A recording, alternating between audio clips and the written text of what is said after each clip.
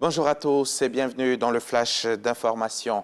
Hier, vendredi, au nom du président Alassane Ouattara, le vice-président de la République a présidé l'ouverture des travaux de la 15e retraite annuelle de haut niveau sur la paix, la sécurité et la stabilité en Afrique.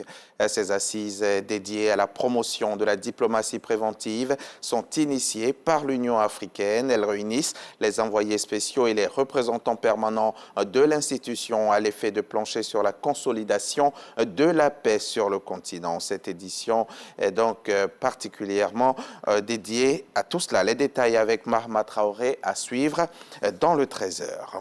Pendant ce temps, s'ouvrait au Sofitel Abidjan, Hôtel Ivoire, les premières journées du caoutchouc naturel, un événement majeur qui a réuni hier les investisseurs, les partenaires nationaux, internationaux et les membres du gouvernement. L'industrie du caoutchouc naturel face aux enjeux de la durabilité, quelle stratégie pour quel marché? C'est le thème de cette rencontre d'importance qui a pour objectif de promouvoir un avenir durable pour la filière en Côte d'Ivoire. Les précisions de Marie-Chantal Akandan et Adama Kéré à suivre également dans le 13h. Quelques centaines de membres du Conseil national des jeunes de Côte d'Ivoire viennent d'effectuer une visite au port autonome d'Abidjan, une immersion au cours de laquelle ces jeunes gens ont échangé avec le directeur général du port. Cette visite a suscité quelque peu en eux l'esprit d'entreprise. C'est ce que nous disent nos reporters Constant Kokora et David Soyo.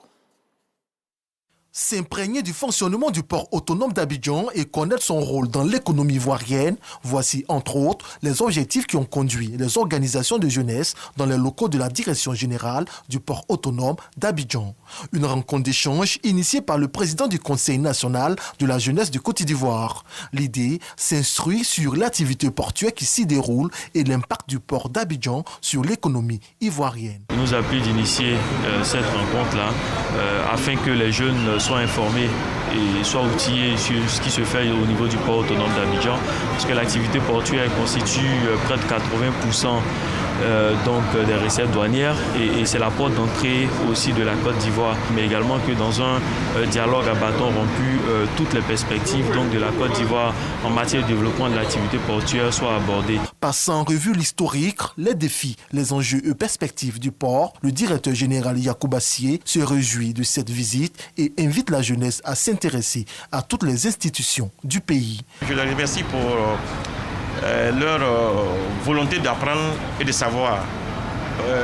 Beaucoup de choses peuvent être dites, sous-entendues, mais le fait qu'ils soient venus eux-mêmes à l'information va leur permettre de mieux relayer des choses pour nous et de faire en sorte que le port d'Abidjan soit plus connu. Une visite guidée du site portuaire a permis aux jeunes de toucher du doigt et voir de plus près les activités qui s'y déroulent. Premier portonnier d'Afrique, le port autonome d'Abidjan va célébrer ses 75 ans d'existence en 2025. Au Mozambique, le climat sociopolitique reste tendu après l'annonce jeudi de la victoire de Daniel Chapo à la présidentielle. Le candidat du parti au pouvoir, Frelimo, a été élu avec près de 71% des voix selon la CNE, Commission électorale. Un résultat toujours contesté par Venancio Mondlane, arrivé deuxième, qui appelle ses partisans à paralyser le pays.